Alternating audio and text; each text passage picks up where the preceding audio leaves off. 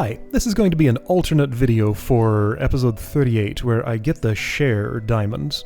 I went through a very long chain of reasoning to get there, and while I think it might be interesting if you want to see the full process, it does take a long time, so, you know, respecting people's time. If you want an abbreviated version, let's see what it takes to do this with full knowledge. So first of all, paradox access. Here is the green chest I need to use to get to the paradox in the first place. There's nothing in it.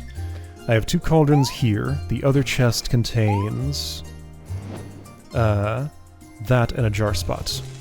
So I found actually kind of several ways to do this. The basic idea is that this chest needs to go inside this one, which is something that's accessible from both places. I'm going to bring it down the cliff and make a jar.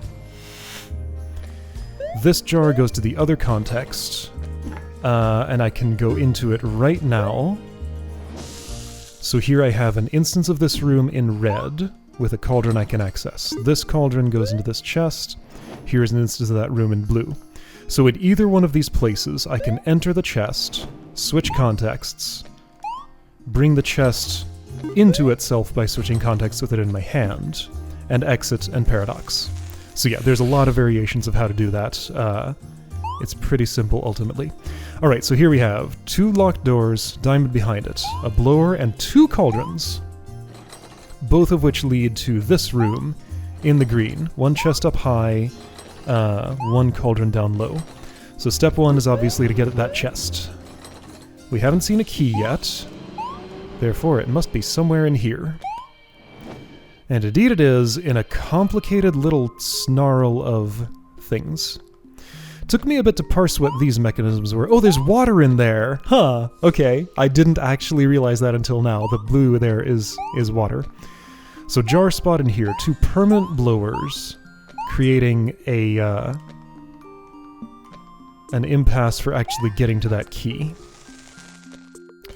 So anyway, get this chest down to an accessible spot so I can reach everything from here. So, the actions I need to take. There are 2 cauldrons here. Each one... I thought for the longest time that each one gets traded separately for a key, and then I'd get the diamond from that, but it's a little more complicated than that. So first of all, yes, it is okay to do things this way. Note this little mechanism down here. When I enter this chest, if I want to bring an item down here, the reason I'd want an item down here is to put that blower there, to disable the blower up top. Right now I still can't go down there, but there's a way that helps me. If I bring an item down here, it's not coming back up. So it's down here permanently. So I can jar out here. The step of jarring the blower there is actually unnecessary, but the whole idea is just to get into this room in the green context while also having access to it in the magenta. So now, let me try and demonstrate something real quick. So if I have this cauldron up here, and I witness that permanent blower being elevated and turned off for just a moment while this blower is in here. If I switch cauldrons here, this is how I bypass that mechanism. I have just enough time to get in there, and I can cross to the other side. Here's how much time that actually is. It's enough, but, you know, just enough.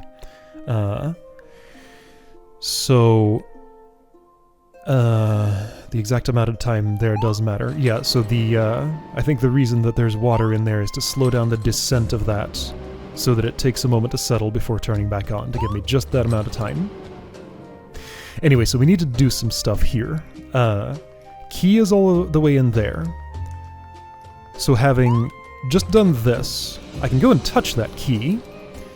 I don't actually want to, though, because I can't do anything once I've touched it. There's a 3 tall jump to get out of there, so I can do it empty-handed, but I can't do it with the key with me. So once I have that key, I need some help to transport it out. A blower could get it up if I sacrifice the blower in the pit. Problem with doing that is I need to disable the other direction of this mechanism in the same way to escape back out. And I do have to escape back out of here with a key in my hand, because that has to come back out to the top layer to unlock these doors. So what I do is I stash one of these cauldrons in here, bring the other into this chest, witness that blower disabling for a moment there,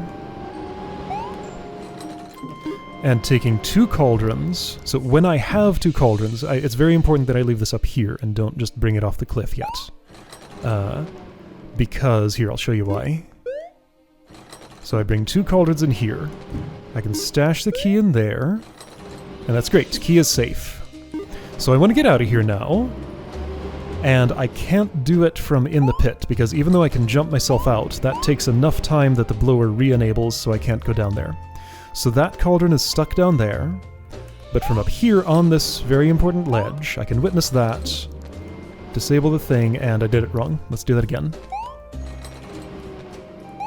From here, I can take this cauldron with me and extract it. So I have traded I've traded 1 cauldron for a key. I'm gonna cash that key in right now and open a door. Alright. Now, I don't have 2 cauldrons anymore, so I can't perform that same operation. I need a different one.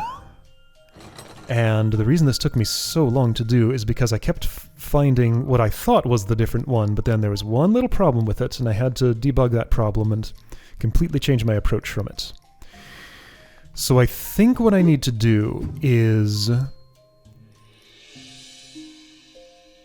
I'm going to sacrifice the blower and this cauldron in order to jump out over here. I never actually have to sacrifice the chest. The chest actually stays here. Well, no it doesn't. The chest comes in here. So yeah, the top level of this looks like that. So oh boy, here's the tough part. How do I do this? It involves a jar. I make a jar just from anywhere. In fact, let's just for the sake of whatever. Yeah, I want the jar here, so I'm gonna make the jar here. I could have made it in the other place and cauldron transported it, but that's fine. Nuance with these jars. If you bring something into the jar, it's trapped down in the bottom layer. So an object can't enter a jar and then end up top here. Only something brought into the chest can end up on the top. But anyway, I need that jar. So here is jar. It just says here in this layer, in this context. Chest comes with me.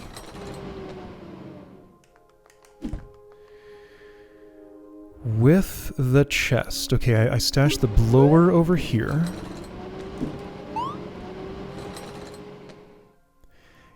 I'm ditching the green context entirely. Once that key is over here, the puzzle's completely done and nothing else matters.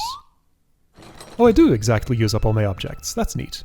So I use the chest in here to transport this cauldron back up to the top of this room. A fresh instance of it where I can be up on top. And now I perform the blower magic using this jar. Since that's permanent, this instance of that room is good enough to witness this going up. So that was raised. I exit the jar, the blower is destroyed, the jar is destroyed. I'm inside the chest and I won't be exiting back out, so I've used all my resources. I need to be quick here. Jump in, pick up cauldron, go down. And then with this cauldron in the innermost spot, I take the key, I don't need anything else, and I got it. There's the diamond. Alright, so that's the super short version of the process of doing that. If you want to see the full process, there's an hour and 48-minute video for you, unless I somehow managed to cut it down in editing. I probably didn't. Alright, yeah, so next time I'm gonna tackle a day out and see what I can get done in there.